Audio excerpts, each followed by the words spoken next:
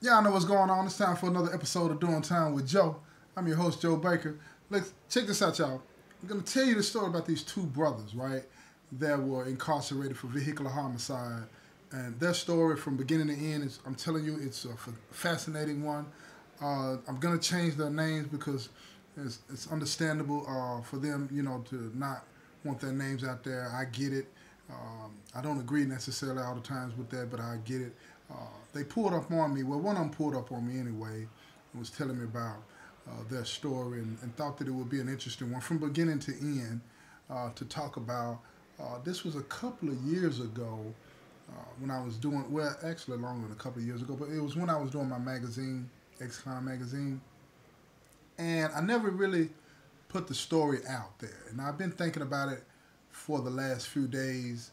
And it's a fascinating story. And I tried to reach out to them to let them know that I was going to be doing it on my podcast. I wasn't able to contact them, but they gave me permission back in the day to put it out there. And I'm going to do that now.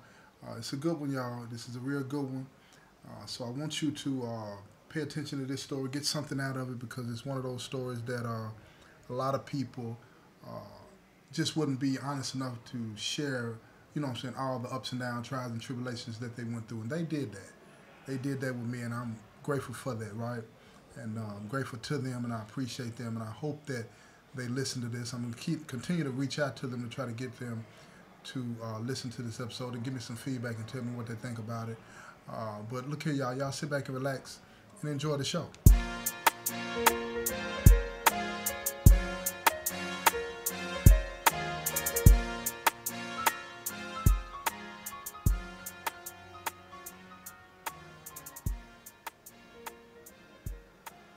All right, check this out, y'all. This story is about brothers, right? Two brothers, right? Their names, I'm changing the names, right? I'm not going to use their real names, but we're going to call the oldest brother, his name is going to be, for the sake of the story, Frederick, and the younger one is going to be named Bobby, right?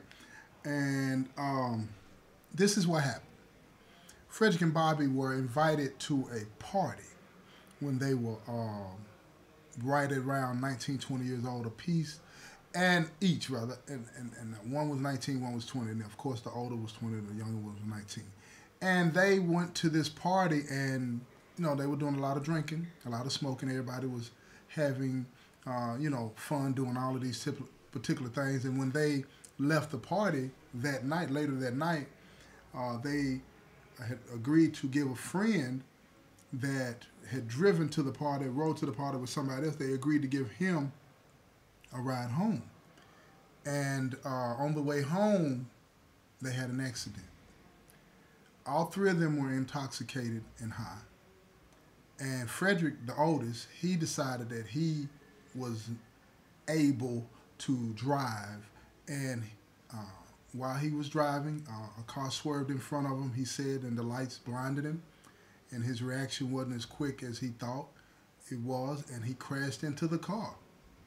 And when he crashed into the car, it caused the passenger in the other car to be injured, right, initially. And she went to the hospital. They knew her. All three of the guys in the car knew her. And when she went to the emergency room, she didn't make it. She passed away. And it was a devastating time for everybody. Because, again, like I say, they knew her. It's devastating under any circumstances, but they knew her. And they had minor injuries. They were arrested and detained on the spot. Like I said, the paramedics saw them and placed them all under arrest. Now, the circumstances as to how they ended up getting charged and not the third person, that's another story. I'm not going to get into that, and they were not upset about it, but that's another story, and I'll tell that at another time. But both of them ended up being incarcerated. Frederick, he had a small amount of marijuana on him. His brother Bobby did, and this third person didn't. He didn't have anything on him. He was just catching a ride home. And they ended up being charged with vehicular homicide. You would have thought that just the driver would have been charged. I don't know how this played out, I don't know. At the beginning of the case, they told me that they did lie to the police about some things because they were afraid that they were going to go to jail. And at that time, she hadn't passed away. She was just injured, and they thought that she would get better, and at that point, then they would be able to, like they knew the girl, she was their friend, and they didn't think that it would turn out to be, what it did. But unfortunately, she passed away, and the stakes increased at that point, and that's just what it is. And they charged them. So they ended up having to take a plea deal for 8 years. 8 years at 85%. That was the deal. Both of them agreed, and they were shipped off to prison. Initially, they were shipped off to separate prisons. Frederick went to one of the tougher prisons out west, and Bobby went to a prison out east. Now, both prisons have their own reputations, and it is what it is. But here's the thing. This is what, a lot of people are going to find to be fascinating about this story, I would think. Frederick, the oldest, he's dealing with a lot of issues because he was driving the car. And he ended up getting shipped off to one of the tougher prisons out west. I'm not going to name the prison. But when he got there, he was dealing with a lot of issues. So he started getting high and smoking a lot of weed, doing a lot of cocaine, getting high. His family had money, but not like that. They were able to pay some of the bills, and he was running them up, dealing with anybody that would give him anything, sell him anything. It got to one point like that he told me that he was washing clothes to pay bills. Now, in here we get our clothes washed in the laundry, but a lot of times you got guys that don't like to send their clothes to the laundry because from time to time they come back dingy and brown for whatever reason. They don't wash them all the way, they don't rinse them all the way, whatever the case may be, but they'll come back dirty. So you got to do some hand washing. Get your soap, get in the sink, and get the scrubbing. You feel what I'm saying? So Frederick was doing that to pay his bills. And he became known as the laundryman in the pod. So he's washing clothes, and when I say clothes, I mean T-shirts, drawers, socks, your pants, shirts, whatever. He's washing. He even would refurbish your tennis shoes. Your tennis shoes run down from dirt, and being rough and all this and that, he would clean them up as best he could. With his little kit. He had a toothbrush. He was using soap, water, and everything. He'd get them real good and clean inside and out, stuff them down with paper, set them out, let them dry, and they would firm back up, and they looked decent. He had a real hustle going on, trying to pay his dope bills. You know what I mean? So he wouldn't continue to be mooching off of his family. But see, here's the thing about that. When you have an addiction in here, it seems to always get out of hand. And that's what happened with him. At some point, it got to where his laundry hustle, his cleaning hustle, wasn't enough. It wasn't enough to pay the bills. His habits became more than the money that was coming in. And people that deal with him, they knew this. So they started using him for other things. Holding packs, holding pocket knives, you know what I'm saying? And things like that. Taking a lot of risk just so he could continue to get hot. And he became known as what they call in here a do-boy. That's what we call him. He's a do-boy. Do whatever he's got to do whatever he's asked to do, so as long as he can continue to get hot. You feel me? And he lost a lot of respect from a lot of people because there were rumors. He told me there were rumors that, he was exchanging sexual favors with some people in here, to get his drugs. But he told me none of that was true. But once that's out there, it's hard to squash that. It's hard to get people to believe that that is not true. And that's what happened to him. That rumor was out there. Now, here's the thing. Him and Bobby were writing each other back and forth, right? And he was keeping Bobby up on what was going on with him and telling him don't make the same mistakes that he did. But Bobby was a little different. Bobby, even though he was the youngest, he was more like the protector of Frederick his whole life. So he didn't get involved in those aspects of the dope trade. He got more involved in, going to school, reading. He loved the law library, reading up on case law, helping guys, things like that, right? And he loved lifting weights, playing basketball. He had a good reputation for being a stand-up guy. You know what I'm saying? His word was his bond. And he got along with the gang members, non-gang members, and he didn't involve himself in getting involved as far as being a member in anything like that. But he was asked, and he turned them down, and they respected it, and they moved on. But he was hearing the rumors about his brother, possibly exchanging sexual favors for drugs at the other prison, And it bothered him. It bothered him real bad. But here's the thing. His brother told him that he wasn't doing that kind of stuff, and he believed it.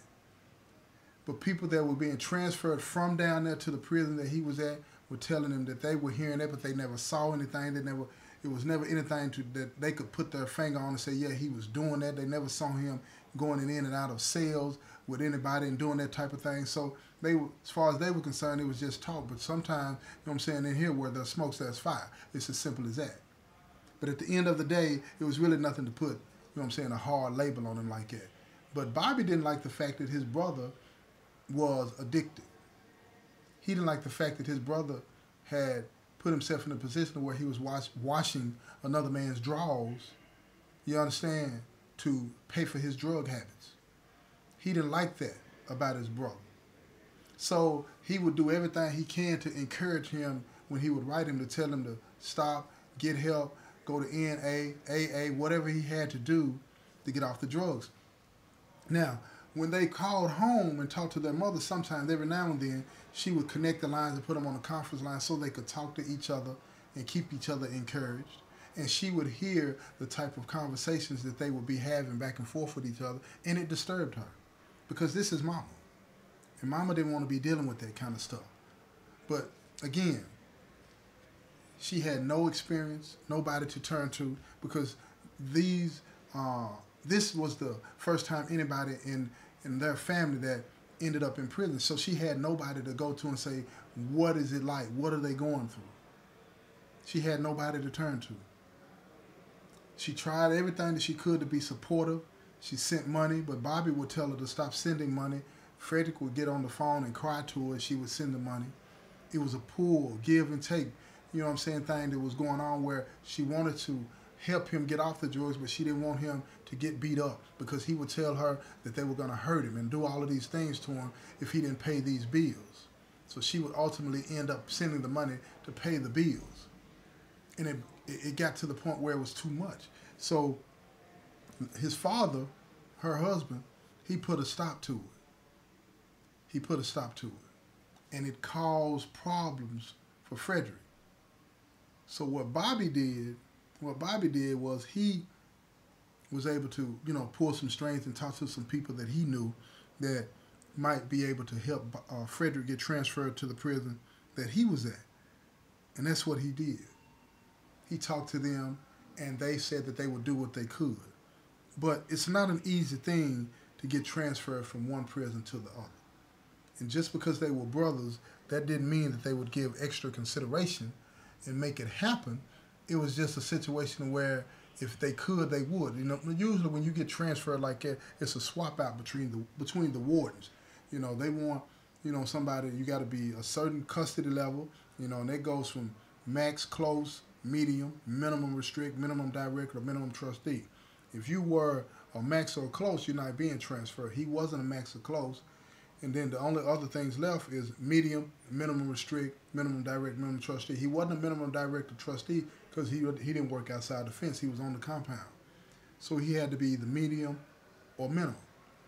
Turns out that he was medium custody because he had gotten caught up in a few things, not anything serious to the extent that it was violent, but he had failed a couple of piss tests. So they told him that he would have to wait a whole year and be right up free a whole year before he would even be considered to be transferred to the facility that his brother was at. And his brother even considered, because he was minimum restrict, and it would have been easier for him to get transferred down there with Frederick versus Frederick getting transferred down there to the prison that he was at. So after he looked into it and talked to the counselors told him, look, I understand that you want to be with your brother, but the best thing for you to do is stay here and let him go through that down there and stay right up free, and then we can bring him here. But he was nervous about waiting another year before his brother could possibly be transferred to the facility with him. Because you never know what's going to happen. And a year in prison is a long time, especially when you get high. And you're asking somebody that gets high to stay drug-free. And that's a rough thing to do. So he wrote Frederick and told him what he had found out. And of course, Frederick was disappointed because he wanted to get away. He wanted to try to break this addiction that he had. But one thing that a lot of people didn't understand is that Frederick, the addiction was driven by his shame and his regret for being responsible for that young lady's death. Don't get me wrong, Bobby was upset by it too, you know, but Frederick was the one driving the car. So he felt more responsible than Bobby. And it crushed him. And he used drugs to try to escape. He knew that it wasn't working. But by now, you know, at this time, he was addicted. He had no clue as to how bad it was going to get because he was smoking weed, snorting a little cocaine, smoking a little rock, you know what I'm saying, lacing up the weed. But it was a bigger demon waiting for him. There's a bigger demon waiting for him. And that demon is called heroin. And he didn't have a clue what it was going to do, but he knew that the cocaine and the weed wasn't helping him sleep anymore. He wasn't able to forget anymore. He wasn't able to escape the responsibility of his memories anymore. So here he goes. You know, when you're a drug dealer, you're always looking for ways to get more money out of your clientele. So some of the drug dealers on the compound, one in particular that specialized in heroin, he pulled up on it. He figured if he could get him on that heroin, all of those other drugs he would leave alone and he would deal with that hair. And he could lock him down on that money. And that's what he did. He gave him a free bump. A bump is a piece, you know what I'm saying? He gave him, you know what I'm saying, enough to knock his socks off. Because he had never shot dope in his life. Like I said, he smoked a little weed, smoked a little crack, snorted a little dope. But this time, he shot some dope. And the drug dealer helped him, showed him how to do it. And he was gone. He was gone. And from that point on, all he wanted was hair. All he wanted was hair. Now keep in mind, he's got to go a whole year without a write-up. Got to go a whole year without a write-up. And how is that going to work? So when I asked him that, I'm like, what were you thinking? He said he wasn't. All he wanted to do was escape. And that's what a lot of us do when we are faced with our situations and issues. We don't want to accept them as they are. But if we don't accept them as they are, we won't be able to move on. And that's what I'm going to talk about in this next episode. I'm not going to tell you until this next episode, so you're going to have to listen. Got to go to this next episode and check it out, and let me tell you what that heroin did to him. Let me tell you how it took him on a low that he never thought he would go. So y'all look here. Stay tuned. Check out this next episode. This has been another episode of Doing Time with Joe. I'm your host, Joe Baker, and I say peace.